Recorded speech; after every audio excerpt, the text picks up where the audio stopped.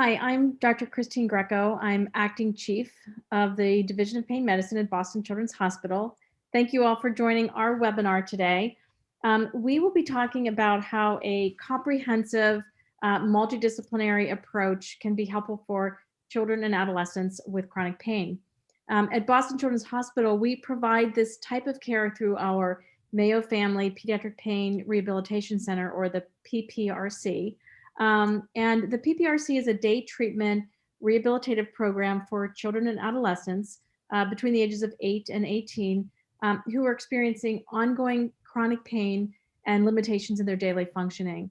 And it operates on a day hospital model of rehabilitation. It's an intense interdisciplinary program that involves psychologists and physical and occupational therapists, recreational therapists, and other types of providers, and the entire team works together in an interdisciplinary way to provide very individualized care to each patient.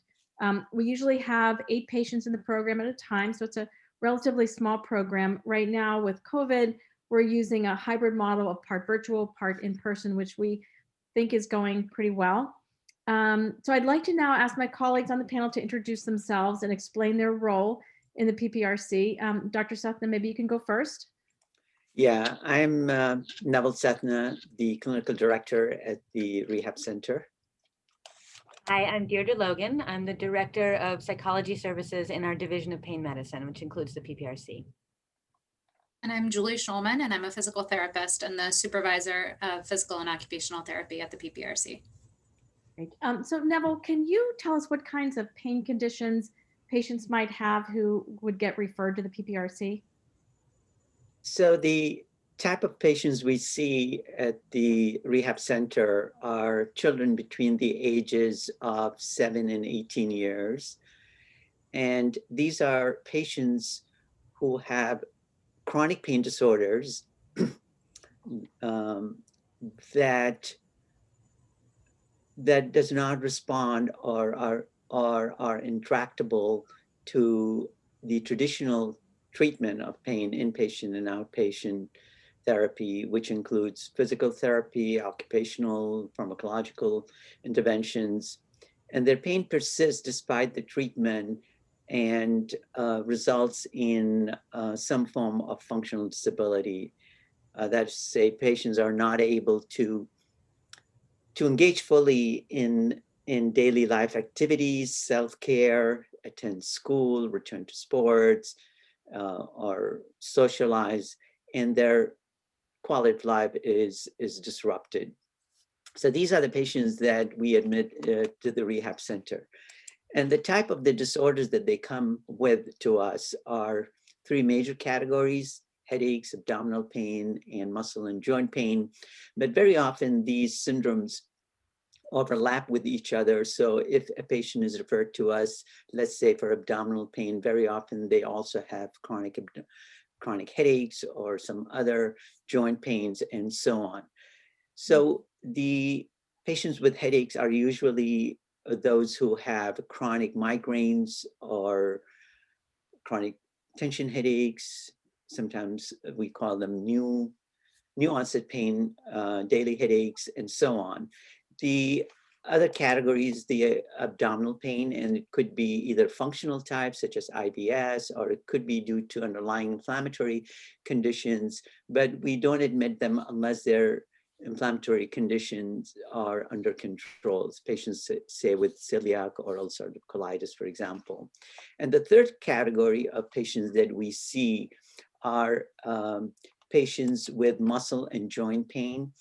And it could be only muscle joint pain or only muscle pain or combined, and it could be diffuse or it could be very localized, such as CRPS, hypermobility syndrome, and so on. But also we take patients who may have inflammatory joint conditions such as GRA or GIA, provided that their inflammation is stable and under control medically. So this is, these are broad categories of patients that we see. Okay, great. And Deirdre, can you discuss the role of psychology at the PPRC and the types of psychological treatments that are used at the PPRC? Sure. So we have 3 faculty psychologists and a psychology fellow at the PPRC. Every patient who is at the PPRC works with a primary psychologist who oversees that part of their care.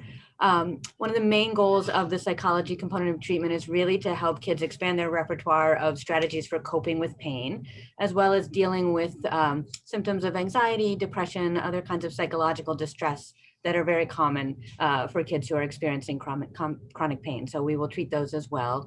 And we help kids really try to focus on functioning and address things such as fear of pain that may get in the way of making functional gains, and working closely with the rest of the team on those functional goals.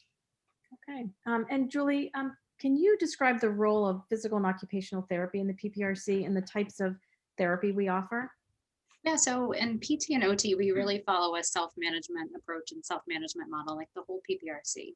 And one of our biggest goals is to really bring the skills and coping strategies that they're learning in psychology, into real life functional situations, and help them apply those skills to be able to function in their natural environment.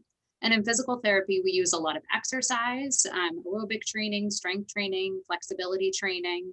If patients are having trouble weight bearing or using a limb, we're working on stretching and strengthening and promoting the weight bearing of that limb despite the pain. And in occupational therapy, they're really working on desensitization and integration back into life's occupations and in childhood, that's school. So oftentimes working on the cognitive demands and self-regulation to be able to participate in their daily life activities. Okay. And Julie, can you talk a bit about why we involve caregivers in the program as it relates to PT and OT? Yeah, it's really important that the kids learn they're practicing in our sessions and in our program, that those things start to translate to home outside the clinic. And so for that reason, once or twice a week in PT and OT, we're working with the parents and the families to help them understand the skills that the child has gained and help them promote the carryover of those skills to their natural setting. Okay. And Deirdre, can you explain why caregiver involvement is important in the psychological treatment? Yes, so we take really throughout the program a family-centered approach. Most of the time, by the time kids come to a program like this, pain has really kind of taken over in the family, and it's affecting not just the patient, but the whole family. So we work with parents to try to make some shifts in how they may be responding to pain and help them to focus on functioning and help them learn ways that they can support their children in those goals. We work with the parents in psychology sessions. So some of the sessions are family psychology sessions. We also provide some education and some support for parents together as a group. We take a pretty thoughtful approach to that in the program. So there are specific times during the day when we ask parents to be present, and then other times when we ask parents not to be present, so that the kids are really there working just with their providers. So it's a pretty comprehensive approach. Okay. And Deirdre, can you also describe what's a typical day like at the PPRC? Sure. So back in normal times, and hopefully again soon, the program is a full day model where kids show up at 8 in the morning and they're there until 4 in the afternoon. It really kind of mimics a school schedule, so it has that functional piece to it. And throughout the day, kids are working individually with their primary therapy team. So they'll have a PT session, an OT session, a psychology session. Different days, they may also meet with other staff, such as the recreational therapist or a music or art therapist during the day as well. And then there are some group components to the day as well. So on a given day, there could be a PT group where all 8 kids are doing something in the gym together, or a psychology group where the kids are working together on psychological strategies. In the middle of the day, there's also a lunch break and a time when kids can spend some time working on their schoolwork as well. Currently, in the pandemic, we've, as you said, moved to a hybrid approach. So half the group is there in the morning, and then their afternoon sessions are virtual, and the other half of the group flips that around so that we have enough space to do what we need to do safely. All right. And Dr. Seltnick, can you explain what happens when a patient's completed the program? What happens after discharge, and how do we follow patients after discharge? So we follow our patients for a year after discharge. And if they are making the expected progress and meet all their recovery goals, then they're discharged from our care. What we do at discharge is that each discipline, the PT, OT, psychology, MD, and nursing, is to assess the progress the patient make, both subjectively and objectively. And then at follow-up, our we give them, of course, goals, functional and psychotherapeutic goals to complete after discharge. And at follow-up clinic visits, we repeat these assessments, the objective and subjective assessment, and assess their progress. And based on their progress, we make the necessary modification in our instructions and guidance. And our goal is that they continue to make progress and build on the gains that they have made at the PPRC. And hopefully they return to their normal life activities so they can be discharged from the PPRC. Okay. And Neville, can you explain how we work with referring physicians to continue their involvement in the care of the patient? So yes, so we at discharge, we send our notes to the referring physician detailing the progress the patient had made. And in certain situations, either the MD or the MP will reach out to the referring physician or the pediatrician and update them with the progress. And also so that they can understand what treatment they had and what are the strategies that we have to continue after discharge. And hopefully they can reinforce the strategies that we had started in the PPRC, and so that the patient rely more on their active self-care management rather than rely on medications for every symptoms that they may have or develop. Mm-hmm. And in some cases, we do involve the PCP and see if he or she can or are willing to continue prescribing anti-anxiety, antidepressant medications. And these are cases where patients come to us from areas where there are no mental health support or child psychiatrists who could prescribe or modify the regimen of the mood medications. Mm-hmm. Okay.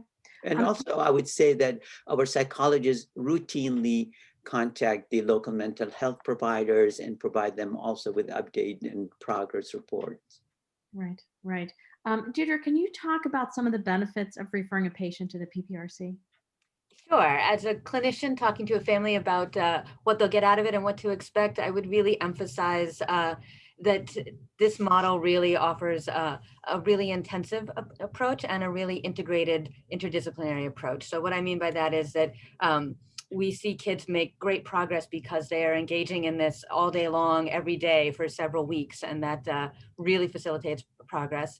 And similarly, our team is so integrated and there's so much communication going on between physical therapy and occupational therapy and psychology and medical support that really we're able to work very seamlessly toward goals. So from one therapy session to the next, there's great communication, and it's really a very comprehensive approach. So I think it's important for families to realize that. We published a study in 2013 in the Journal of Pediatric Psychology comparing kids who were in a typical standard outpatient model of chronic pain management with this intensive program. And we were able to show that the kids in the intensive program made bigger gains and made them faster compared to kind of standard outpatient care. The other piece I'd really emphasize is that it is a self-management kind of approach. And so kids and families should be ready to really engage in that kind of a model where they're taking charge. Mm-hmm. So I also want to mention for everyone how patients get referred to the PPRC. So initially, patients are seen in our chronic pain clinic or sometimes our headache program, which are both part of our pain division. Our chronic pain clinic provides multidisciplinary care to patients really of all ages with a variety of chronic types of pain conditions like chronic pelvic pain or neck or back pain, cancer pain, sometimes generalized body pain. So all different types of chronic pain. Patients with headaches are also seen in our headache program, which also provides multidisciplinary care. And the patients are evaluated by the physician, by a psychologist, and usually by a physical therapist. And then we continue to provide longitudinal care. The team then will decide and determine, whether it makes sense to refer a patient to the PPRC, based on sort of their progress and their underlying condition. So I'll now take some questions from the audience that we've received. So the first question or comment is that I have recently referred a patient to you and eager to learn more and give the family support and a framework to cope. So Deirdre, maybe I could ask you to comment on that. Sure. I would say an important framework to put out to families is that this is a program that focuses on functioning. So the goal of coming to the PPRC is really to regain function and be able to do the things that patients did before their pain really took over. Importantly, function is the emphasis, and that sometimes means that kids don't necessarily leave the program pain-free. And it's important for families to understand that coming in. Pain sometimes takes longer to subside, and families have to get back into their normal life before they see as much change in that area, but we really do emphasize the function. So let families know that. And also, as I mentioned, let them know that it's a self-management approach, so that the kids are going to be asked to do the work. We have an amazing, knowledgeable, supportive team there to help them do that, but we really are going to be asking the kids to kind of take charge and to jump in this kind of a program. Mm-hmm. Okay. And Neville, this sounds like a question for you. Do you do any interventions at the PPRC, and how do you handle medications? So we do not perform any analgesic trial or prescribe analgesics, or even do any interventional procedures at the rehab center, because these are interventions are done in the traditional pain clinics. And of course, if they benefit from these and they improve their function, there's no need for them to come to us. So they come to us after they have tried all these things, so-called standard or traditional approach to management of chronic pain. And when they fail all these interventions, then they come to us. We do prescribe some medications in the rehab center, such as medication to promote sleep and also treat anxiety and depression. And one of our major strategy is to wean off the medications or analgesics that patients are on, and they're not helping them. And very often they develop side effects from these multiple medication due to drug interaction or because of the multiple medication that they receive. So that's our strategy in terms of medication approach. Mm-hmm. Okay. Julie, I'll ask you this question. So how long do patients typically stay at the PPRC? And can you comment a little bit on what the wait list is like?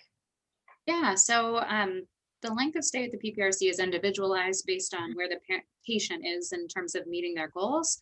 Our typical length of stay is usually somewhere between 4 and 6 weeks, and definitely usually not shorter than 4 weeks. And it just kind of depends on, their level of involvement. Patients who come in a wheelchair or, having a significant difficulty using a limb tend to stay a little bit longer, depending on how long it takes to overcome some of those deficits. And it sounds like a long time. I think one of the things I wanted to mention too is just like, it's actually a lot of fun. So we try our best to integrate fun into things and play. And usually the kids don't want to leave us by the time it's over. And in terms of the wait list, we do have a wait list. The length of that list just tends to vary a lot from time to time, and what other things the child, kind of has that they need to pursue. Sometimes we need to make sure they've already pursued outpatient therapy. So already completed PT, already completed psychology, and haven't really been able to make progress in that outpatient model before they come to us. All right.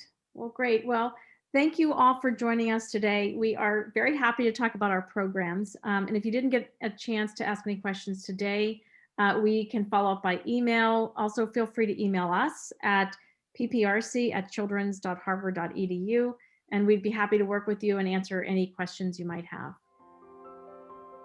Thank you.